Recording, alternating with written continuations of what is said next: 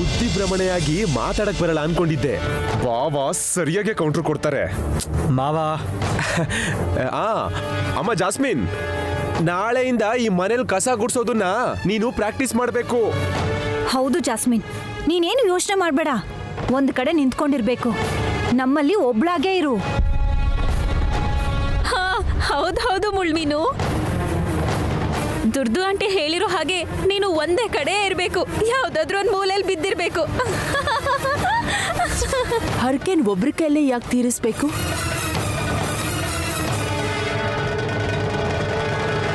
ಕನಿಷ್ಠ 3 ಜನ ಮಾಡಿದ್ರೆ ಒಳ್ಳೇದು. ಕರೆಕ್ಟೇ. ಜಸ್ಸಿ ಕೋರಿಕೆ ತೀರ್ಬೇಕು ಅಂದ್ರೆ 3 ಜನ ಆದ್ರೂ ಹರಕೆ ತೀರಿಸ್ಬೇಕು. ಜಸ್ಸಿ, ನೀನು ಮಡಕೆನ ಹೊತ್ಕೊಂಡು ಹೋಗಿ ಅಮ್ಮನವ್ರಿಗೆ ಹರಕೆ ತೀರ್ಸಿದ್ರೆ ತುಂಬಾ ಒಳ್ಳೇದು. ನಿನಗೆ ಹೇಗಿದ್ರು ಮದ್ವೆ ಆಗಿಲ್ಲ.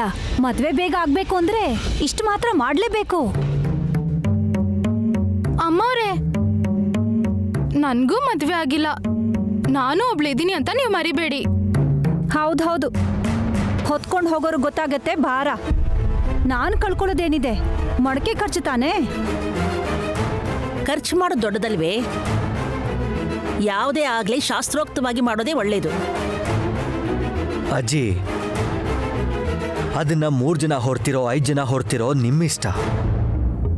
ಆದ್ರೆ ಹಬ್ಬನ ಸಂತೋಷವಾಗಿ ಆಚರಿಸೋದು ಮುಖ್ಯ.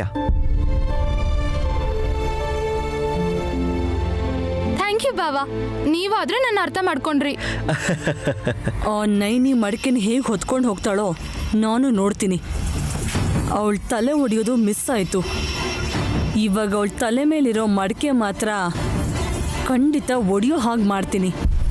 ನಯನಿ, ಎಷ್ಟು ಜನ ಅಮ್ಮನವರಿಗೆ ಹರಕೆ ತೀರಿಸ್ತಾರೋ ಗೊತ್ತಿಲ್ಲ, ಆದ್ರೆ ಮುಖ್ಯವಾಗಿ ನೀನ್ ಮಾತ್ರ ನಮ್ಮ ಕುಟುಂಬ ಚೆನ್ನಾಗಿರ್ಲಿ, ನಿನ್ನ ಬಾಳು ಬಂಗಾರ ಆಗ್ಲಿ ಅಂತ ಮನಸ್ಫೂರ್ತಿಯಾಗಿ ಬೇಡ್ಕೋ. ಖಂಡಿತ ಅಮ್ಮೋರೆ. ಹೋದ ದಸರಕ್ಕೆ ಮುತ್ತೈದೇರು ನಮ್ಮ ಮನೆಗೆ ಬಂದು ಬಾಗನ ತಗೊಂಡು ಸಂತಾನ ಪ್ರಾಪ್ತಿರಸ್ತು ಅಂತ ಆಶೀರ್ವದಿಸಿದ್ರು. ಅದು ನಿಜ ಆಗ್ಲಿ ಅಂತ ಅಮ್ಮನವ್ರನ್ನ ಮನ್ಸಾರೆ ಬೇಡ್ಕೋತೀನಿ. ನೀನ್ ಇವಾಗ್ಲೇ ಏನು ಅನ್ಕೋಬೇಡಮ್ಮ. ಜಡೆನ ಉದ್ದಕ್ಕೆ ಹೆಣ್ಕೊಂಡು ಅದನ್ನ ನಿನಗಿಷ್ಟ ಬಂದಂಗೆ ತಿರುಗಿಸ್ಕೊಂಡು ನನಗೆ ಶೋಭನ ಮಾಡಿಸಿ ಅಂತ ಅಂದೆ. ಆಮೇಲೆ ಏನಾಯ್ತು? ನನ್ನ ಅಳಿಯನ್ ಕಾಲಿಗೆ ಪೆಟ್ಟಾಯ್ತು. ಇವಾಗ ತಾನೇ ಚೇತರಿಸ್ಕೊತಾ ಇದ್ದಾನೆ. ಯಾವ ಕೋರಿಕೆ ಆದ್ರೂ ಅನ್ಕೊಂಡ ತಕ್ಷಣ ತೀರ್ಬೇಕಲ್ವಾ ಆಂಟಿ? ತೀರುತ್ತೆ, ಯಾಕೆ ತೀರಲ್ಲ? ಈಗ ಅವಳ ತಂಗಿ ಸುಮನಂಗೆ ಜಸ್ಸಿಗೆ ಮದ್ವೆ ಆಗ್ಲಿ ಅಂತ ಬೇಡ್ಕೊಳ್ಳೋ ಥರನೇ ವಿಶಾಲ್ ನೈನಿ ಫಸ್ಟ್ ನೈಟ್ ಆಗ್ಲಿ ಅಂತ ಕೂಡ ಬೇಡ್ಕೊಳ್ಳಿ. ತಪ್ಪೇನಿದೆ?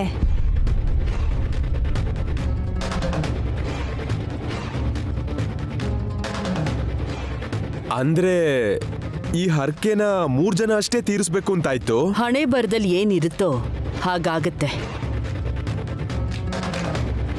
ನೈನಿ ತಲೆ ಮೇಲಿರೋ ಮಡಕೆ ಭಾರದಿಂದ ಎಲ್ಲ ಒಳ್ಳೇದಾಗಿ ತನ್ನ ಹೊಟ್ಟೆಲ್ ಹುಟ್ಟೋ ಮಗು ಕೂಡ ಚೆನ್ನಾಗಿರ್ಲಿ. ಇದೇ ನನ್ನ ಕೋರಿಕೆ. ತುಂಬ ಸಂತೋಷ ಆಯಿತು ಅಮ್ಮೋರೆ. ನನಗೆ ಒಳ್ಳೇದು ಬಯಸೋ ನಿಮ್ಮಂಥ ದೊಡ್ಡವರು ನನ್ನ ಜೊತೆ ಇದ್ರೆ ಹೇಳಕ್ಕಾಗ್ದಿರೋಷ್ಟು ಸಂತೋಷ ಆಗುತ್ತೆ. ಆದಷ್ಟು ಬೇಗ ನಾನು ನಿನ್ನ ಕಥೆನ ಮುಗಿಸ್ಬೇಕು ಅಂತ ಅನ್ಕೋತಾ ಇದ್ದೀನಿ. ಯಾವುದೇ ಅವಕಾಶ ಸಿಕ್ಕಿದ್ರು ನಿನ್ನ ಸುಮ್ಮನೆ ಬಿಡಲ್ಲ. ನಾಳೆ ಹೇಗಿದ್ರು ಅಮ್ಮನವ್ರಿಗೆ ಪೂಜೆ, ಆ ಪೂಜೆಗೆ ಬಲೆ ಕೊಡೋದು ನಿನ್ನೆ. ಏನೇನ್ ಬೇಕು ಅಂತ ಎಲ್ಲ ಹೇಳಿದ್ರೆ ಎಲ್ಲ ವ್ಯವಸ್ಥೆ ನಾನು ಮಾಡ್ಬಿಡ್ತೀನಿ. ಬಾವಾ, ನನ್ಗೊಂದು ಒಳ್ಳೆ ಡ್ರೆಸ್ ಬೇಕು. ಸುಮನಾ, ಹಾಗೆಲ್ಲ ಕೇಳಬಾರ್ದು. Naini, no problem. Sumana first time ಕೇಳ್ತಿದ್ದಾಳೆ. ಅಮ್ಮನವ್ರ ಹತ್ರ ಪೂಜೆ ಮಾಡಕ್ ಹೋಗ್ತಿರೋರೆಲ್ಲರೂ ನೋಡಕ್ಕೆ ಲಕ್ಷಣವಾಗಿರ್ಬೇಕು.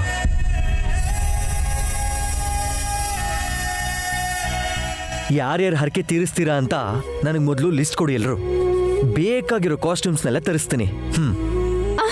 ಅಂದ್ರೆ ನಾಳೆ ನಾವು ಉಟ್ಕೊಳ್ಳೋ ಸೀರೆನ ವಿಶಾಲೆ ಸ್ಪಾನ್ಸರ್ ಮಾಡ್ತಿದ್ದಾನೆ ಅಂತ ಆಯ್ತು. ನೋಡೇ ಬಿಡೋಣ ಅವನ್ ಟೇಸ್ಟ್ ಹೇಗಿದೆ ಅಂತ. ದಿ ಬೆಸ್ಟ್ ಆಗಿರುತ್ತೆ. ಅದಕ್ಕೆ ತುಂಬಾ ಗ್ರ್ಯಾಂಡ್ ಆಗಿ ಮಾಡೋಣ. ವಾವ್!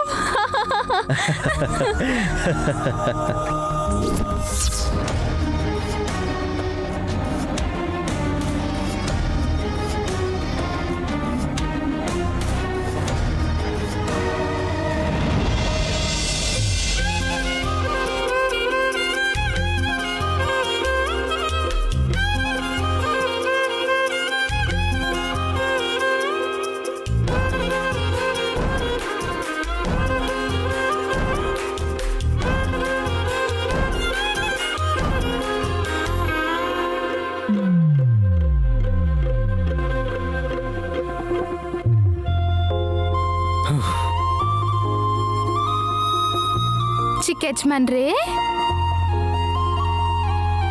ಏನಾಯ್ತು? ನನ್ಗೇನಾಗಿದೆ? ಕೆಳಗೆ ಬಿದ್ದು ಸೊಂಟ ಏನಾದರೂ ಉಳುಕ್ತೇನೋ ಅಂತ. ನಿಮ್ಗೆ ಯಾಕೆ ಹಾಗನ್ಸ್ತು? ಸರಿಯಾಗಿ ನಿಂತ್ಕೊಳ್ದೆ ನುಲಿತಿದೆಯಲ್ಲ ಅದಕ್ಕೆ. ಓ ಅದಾ, ನಿಮ್ ಹತ್ರ ಏನೋ ಕೇಳ್ಬೇಕು ಅಂತ ಬಂದೆ. ಕೇಳಿದ್ರೆ ನೀವೇನ್ ಅನ್ಕೋತಿರೋ ಏನೋ ಅಂತ ನಾಚಿಕೆ ಪಡ್ತಿದ್ದೀನಿ. ಭಯ ಪಟ್ರೆ ಪ್ರಾಬ್ಲಮ್ಮು, ನಾಚ್ಕೊಂಡ್ರೆ ಸಮಸ್ಯೆ ಏನು? ಹಾಗಾದ್ರೆ ಕೇಳ್ತೀನಿ ಮತ್ತೆ. ಸರಿ ಕೇಳು. ನೀವ್ ಹೋಗಿ ಸೀರೆ ತಗೊಂಡ್ ಬರ್ತೀರಾ? ಎಲ್ಲಿದೆ ಬೀರುಲಾ? ಯಾರ್ದು? ನಮ್ಮಮ್ಮಂದ? ಅಯ್ಯೋ, ಅವ್ರ ಸೀರೆ ಯಾಕೆ ತಗೊಂಡ್ ಬರ್ತೀರಾ? ಹರಕೆ ತೀರ್ಸಕ್ಕೆ ಸೊಸೆಯಾದ ನನ್ಗೆ ಒಂದ್ ಸೀರೆ ತಗೊಂಡ್ ಬಂದು ಉಡುಗೊರೆ ಯಾಕೆ ಕೊಡ್ತೀರಾ ಅಂತ ಕೇಳಿದೆ. ಓ ಹಾಗ, ಸರಿ ಸರಿ ಹೇಳ್ತೀನಿ ಬಿಡು. ಯಾರ್ಗೆ? ಡ್ರೈವರ್ಗೆ, ಇಲ್ಲ ಅಂದ್ರೆ ಆಫೀಸಲ್ಲಿರೋ ಅಟೆಂಡರ್ಗೆ. ಸೀರೆ ತಗೊಂಬನ್ನಿ ಅಂದ್ರೆ ಸಾಕು, ತಗೊಂಬರ್ತಾರೆ. ಇಸ್ತ್ರಿ ಅಂಗಡಿಯಿಂದನಾ ದೋಬಿಯಿಂದನಾ? ಅದೇನು? ಇಲ್ಲ ಅಂದ್ರೆ ಮತ್ತೇನೇನು?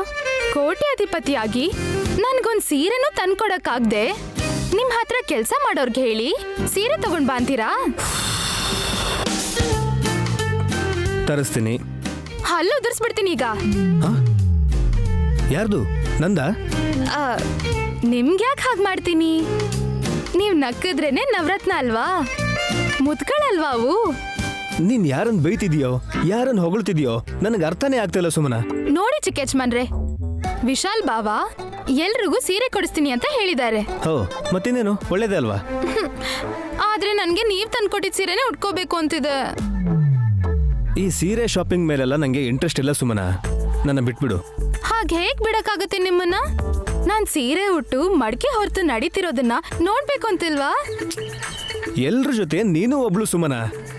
ಆದ್ರೆ ಎಲ್ರಿಗಿಂತ ಚೆನ್ನಾಗಿ ಕಾಣಿಸೋಳು ನಾನು ಒಬ್ಳೇ ಅಲ್ವಾ?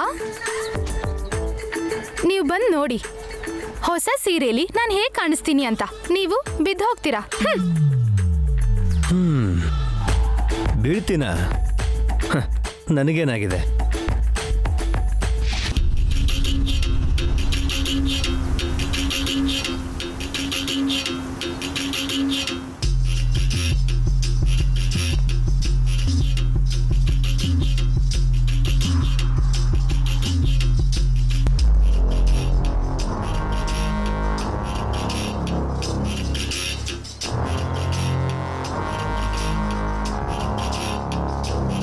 ಏನ್ ಜೆಸ್ಸಿ, ಏನ್ ಮಾಡ್ತಿದ್ಯಾ? ಚಿತ್ರ ಬಿಡಿಸ್ತಿದ್ದೀನಿ ಆಂಟಿ. ಸ್ಕೆಚ್ಚಾ? ಏನ್ ಚಿತ್ರ ಬಿಡಿಸ್ತಿದ್ಯಾ? ಕೋತಿನ ನಾಯಿನ? ಬೊಂಬೆ ಬಿಡಿಸ್ತಿಲ್ಲ ಆಂಟಿ, ಆ ನೈನಿಗೆ ನಕ್ಷತ್ರ ತೋರಿಸ್ಬೇಕು ಅನ್ಕೋತಿದ್ದೀನಿ. ಎಲ್ಲಿ? ಆಕಾಶ, ಚಂದ್ರ, ನಕ್ಷತ್ರ ಏನೂ ಇಲ್ವಲ್ಲ ಅಲ್ಲಿ. ಏನೋ ಗೀಟ್ ಎಳಿತಾ ಇದ್ಯಾ? ಆಂಟಿ ಅರ್ಥ ಆಗೋ ಥರ ಹೇಳ. ನಾಳೆ ಅಮ್ಮನವರಿಗೆ ಹರಕೆ ತೀರಿಸ್ತಿದಾರಲ್ಲ, ನೈನಿ ವಿಶಾಲಾಕ್ಷಮ್ಮನವರ ಭಕ್ತೆ. ಅವಳು ತುಂಬ ಉತ್ಸಾಹದಿಂದ ಮಡಿಕೆ ಹೊರ್ತಾಳೆ. ಆದರೆ ಅವಳ ಕಾಲ್ಗೆ ಗಾಜಿನ ಚೂರುಗಳು ಚುಚ್ಕೊಳ್ಳುತ್ತವೆ. ಗಾಜಿನ ಚೂರ? ಎಸ್, ಗಾಜಿನ ಚೂರುಗಳು ಚಪ್ಪಲಿ ಹಾಕೊಳ್ದಿರೋ ಅಂಗಾಲಿಗೆ ಅದು ಚುಚ್ಚಿ ನೋವಾಗಿ ರಕ್ತ ಸುರಿಯೋ ಹಾಗೆ ಮಾಡುತ್ತೆ. ಮುಂದೆ ನಡೆಯೋಕ್ಕಾಗದೆ ಮಡ್ಕೆನ ಬೇರೆ ಯಾರಾದರೂ ಹೊರ್ತೀರಾ ಅಂತ ಕೇಳಕ್ಕಾಗದೆ ನೈನಿ ಪಡೋ ಕಷ್ಟನ ನೋಡಿ ಲಿಪ್ಸ್ಟಿಕ್ ಹಚ್ಚಿರೋ ತುಟಿಗಳಿಂದ ಬಾಯ್ ತುಂಬ ನಗ್ತೀನಿ. ಮತ್ತೆ ಒಂದು ಪ್ಲಾನ್ ಮಾಡಿದ್ಯಾ ಅಂತಾಯ್ತು. ನೀನ್ ಸಕ್ಸಸ್ ಆಗಲ್ಲ ಜೆಸ್ಸಿ. ಅನಾವಶ್ಯಕವಾಗಿ ನೀನೇ ಯಾಕೆ ಬಲಿ ಆಗ್ತೀಯಾ? What do you mean aunty? Naini ಕಾಲಿನ ಬದಲು ಆ ಗಾಜಿನ ಚೂರು ನನಗೆ ಚುಚ್ಕೊಳ್ಳುತ್ತೆ ಅಂತನಾ ನಿಮ್ಮ ಮಾತಿನ ಅರ್ಥ? ನಡೆಯೋದು ಅದೇ ತಾನೇ ಆಂಟಿ, ಈ ಸಾರಿ ಹಾಗೆ ನಡೆಯಲ್ಲ. ಅದಕ್ಕೆ ಅಲ್ವಾ ಪೇಪರ್ ತಗೊಂಡು ಅದ್ರ ಮೇಲೆ ಗೀಟ್ನ ಎಳೆದು ನೈನಿನ ಎಲ್ಲಿ ಹೇಗ್ ನಡೆಸ್ಬೇಕು ಅಂತ ಪ್ಲಾನ್ ಮಾಡ್ತಿದ್ದೀನಿ. ನಿನಗೂ ನಿನ್ ಪ್ಲಾನ್ಗೂ ದೊಡ್ಡ ನಮಸ್ಕಾರ ತಾಯಿ. ನನ್ನ ಇನ್ವಾಲ್ವ್ ಮಾಡಬೇಡ. ಹೋದ್ಸಲ ತಲೆಗೇಟ್ ಬಿತ್ತು, ಈಗ ಕಾಲ್ ಮುರಿತು ಅನ್ಕೋ. ನನ್ನ ಅವಸ್ಥೆ ಯಾರಿಗೂ ಹೇಳಕ್ಕಾಗದೇ ಇರೋ ಹಾಗಿರುತ್ತೆ. ನನ್ ಮಾತ್ ಕೇಳಿ ಆಂಟಿ. ನಾನ್ ಇನ್ವಾಲ್ವ್ ಆಗಲ್ಲ. ನೀನ್ ಹೇಗ್ ಸಕ್ಸಸ್ ಆಗ್ತೀಯೋ ನಾನು ನೋಡ್ತೀನಿ. ಸರಿ, ಹಾಗಾದ್ರೆ ನೋಡಿ ಮತ್ತೆ. ನೈನಿ ಅಂಗಾಲು ರಕ್ತದಲ್ಲಿ ಮುಳುಗಿ ಕೆಂಪಾಗುತ್ತೆ.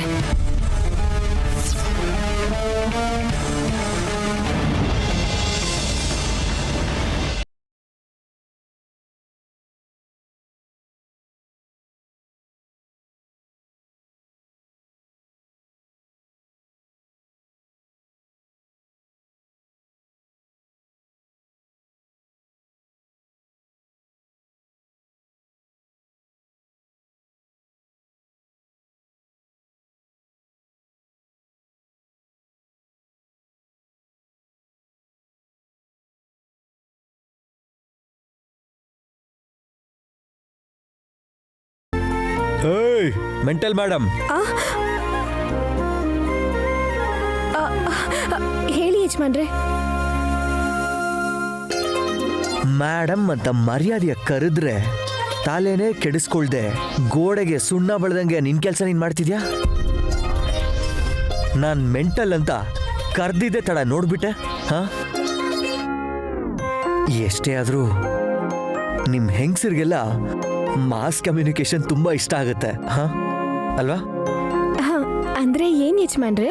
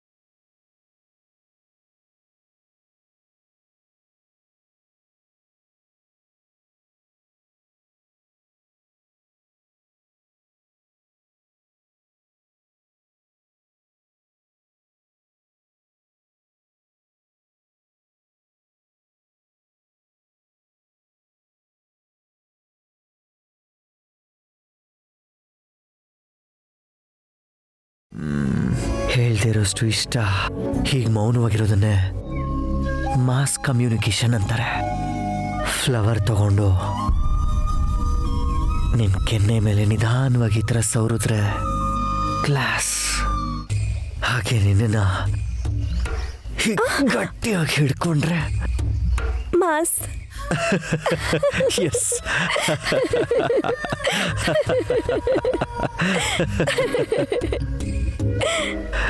ಹೌದು, ಏನ್ ಬರೀತಿದೆ ಇಷ್ಟೊತ್ತು?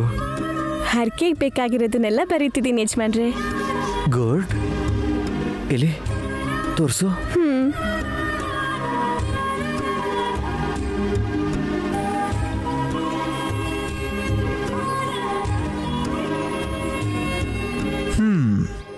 ಅಲ್ಲಲ್ಲಿ ಅಕ್ಷರ ದೋಷ ಇದೆ. ದೋಷನಾ? ಹಾ. ಶಾಂತಿ ಪೂಜೆ ಮಾಡಿಸ್ಬೇಕಾ? ಹಲೋ ಮೆಂಟಲ್ ಮೇಡಮ್, ಇದು ಆ ದೋಷ ಅಲ್ಲ, ಸ್ಪೆಲ್ಲಿಂಗ್ ಮಿಸ್ಟೇಕ್ಸ್ ಎಲ್ಲ ಇದೆ ಅಂತಿದ್ದೀನಿ.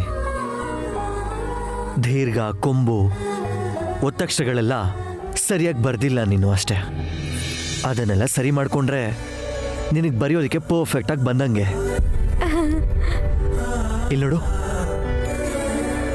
ರಂಗೋಲಿ ಅಂತ ಬರಿಬೇಕಿತ್ತು, ರಗೋಲಿ ಅಂತ ಬರ್ದಿದ್ಯಾ. ಹೌದು ಯಜಮಾನ್ರೆ, ಅದನ್ನ ಮರ್ತೇ ಬಿಟ್ಟಿದ್ದೀನಿ ನಾನು. ಇದೇನು ಬೆಲ್ಲ? ಬೆಲ್ಲ ಯಜಮಾನ್ರೆ. ಲಾವು ತಿಳಿದ ಅಡುಗೆ ಮನೇಲಿ ಇಟ್ಟಿದ್ಯಾ? ಮರ್ತ್ಬಿಟ್ಟೆ ಯಜಮಾನ್ರೆ. ಇನ್ನೊಂದ್ಸಲ ಏನಾದರೂ ಮರ್ತೋದೆ ಅಂತ ಹೇಳ್ದ್ಯೋ ಕುಟ್ಬಿಡ್ತೀನಿ ನೋಡು. ಬೇಡ ಯಜಮಾನ್ರೆ, ಸರಿ ಬರಿತೀನಿ. ಬರಿಬೇಕು, ಇಲ್ದಿದ್ರೆ ಬೆಳಗ್ಗೆವರೆಗೂ ಬರೆಸ್ತೀನಿ. ಹಾಗಾದ್ರೆ ನೀವು ನನ್ನ ಎದುರಿಗೆ ಮಲ್ಕೋತೀರಾ? ಯಾಕೆ? ನಿಮ್ಮನ್ನ ನೋಡ್ತಾ ಬರಿತೀನಿ. ಆವಾಗ ಇನ್ನೂ ಜಾಸ್ತಿ ತಪ್ಪೆ ಆಗತ್ತೆ. ಮಂಚದ ಮೇಲಿಂದ ನಿದ್ದೆಯಲ್ಲಿ ನಾನು ಉರುಳಿ ನಿನ್ ಮಡ್ಲಲ್ಲಿ ಬಿದ್ದೆ ಅಂತ ಅನ್ಕೋ.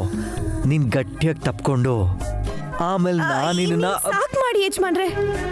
ಆಮೇಲೆ ನೀವೇನ್ ಹೇಳ್ತಿರೋ ನನಗೆ ಗೊತ್ತು. ಮಾಡಕ್ ತುಂಬಾ ಕೆಲಸ ಇದೆ. ಮೆಂಟಲ್ ಇರೋ. ಗೊತ್ತು ಅಂತ ಹೇಳ್ತಾ ಇದ್ದಾಳೆ, ಆದ್ರೆ ಏನ್ ಗೊತ್ತು ಅಂತ ನನಗ್ ಗೊತ್ತಿಲ್ವಲ್ಲ. ತುಂಬಾ ತಿಳ್ಕೊಂಡ್ಬಿಟ್ಟಿದ್ದಾಳೆ.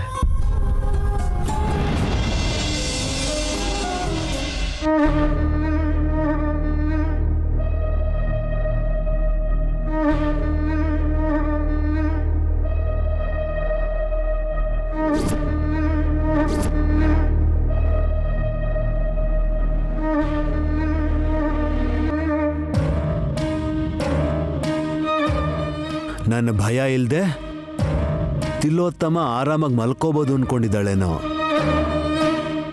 ಮಂಚದ ಮೇಲೆ ಕೂತ್ಕೋತಿದ್ದ ಹಾಗೆ ಮಂಚ ಬಿದ್ದು ಸೊಂಟ ಮುರಿದು ಹೋಗ್ಬೇಕು. ನೀನ್ ಹಾಸಿಗೆ ಮೇಲೆ ಇರೋ ಹಾಗಾಗ್ಬೇಕು.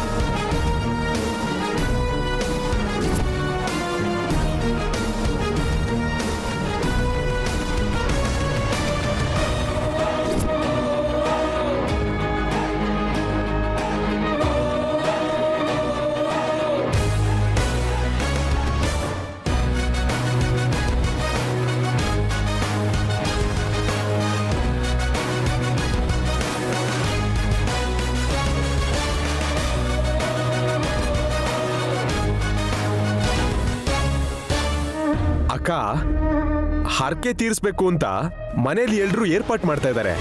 ಇದರಿಂದ ನಮ್ಗೇನಾದ್ರೂ ಲಾಭ ಇದೆ ಅಂತ್ಯಾ? ಹಬ್ಬ ಹರಿದಿಂದಲೆಲ್ಲ ಆಸೆ ಪಡಬಾರ್ದು ಕಣೋ. ಅದೇ ಫಂಕ್ಷನ್ ನಡೀತಿದೆ ಅನ್ಕೋ, ಆ ಖರ್ಚು ಈ ಖರ್ಚು ಅಂತ ತೋರಿಸಿ ಎಷ್ಟು ಬೇಕೋ ಅಷ್ಟು ಲಪ್ಟಾಯಿಸ್ಬೋದು. ಅಕ್ಕ, ಏನ್ ವಿಶೇಷ ಅಂತ? ಅದ್ಯಾವ ಫಂಕ್ಷನ್ ಇದ್ರೂ ಇವ್ರು ಬೇರೆ ಮನೇಲೆ ಮಾಡ್ತಾರೆ. ಹರಕೆ ತೀರ್ಸಕ್ಕೆ ಮಡ್ಕೆನ ತಲೆ ಮೇಲೆ ಹೊತ್ತು ದೇವಸ್ಥಾನಕ್ಕೆ ಹೋಗೋದ್ ಬಿಟ್ರೆ ಬೇರೇನ್ ಖರ್ಚು ಇರಲ್ವಲ್ಲ. ಪರ್ಶು, ಅರ್ಚನೆ ಮಾಡ್ಕೋಬಾರ್ದು ಕಣೋ. ಅಮ್ನೋರ್ ಹರಕೆ ಅಲ್ವಾ, ಯಾವುದೋ ಒಂದು ರೂಪದಲ್ಲಿ ಬರುತ್ತೆ ಬಿಡು, ಆಗ ನೋಡ್ಕೊಳ್ಳೋಣ.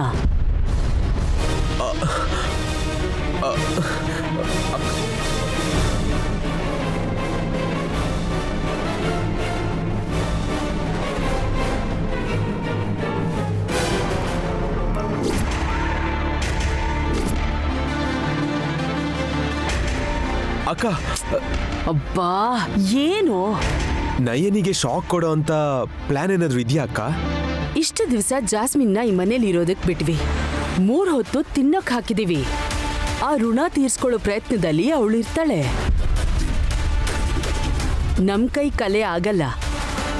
ಏನ್ ಮಾಡ್ತಾಳೋ ಅವಳೇ ಮಾಡ್ಲಿ ಬಿಡು.